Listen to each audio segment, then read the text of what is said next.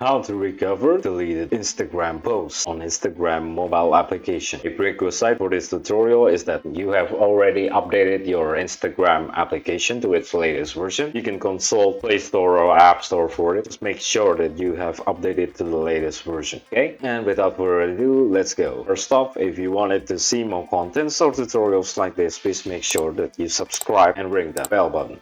First, open your Instagram application on your mobile phone, and from the dashboard, go to your profile. You will be shown your profile page with multiple posts. For instance, I only have one post to my name, so I will choose this one and I will click delete from the three dots icon. Delete post. Okay. And now as you can see that I have no post, and to actually recover it, all you need to do is go to your right button with the three lines icon here. Okay, and then choose your activity. Scroll to the bottom and choose recently deleted.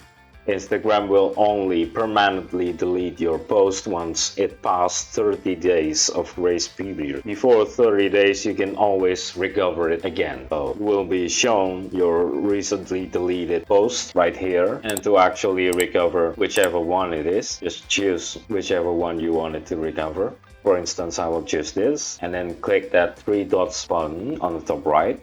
Choose Restore on the context menu. If any Instagram dialog pops up, just confirm it via clicking Restore.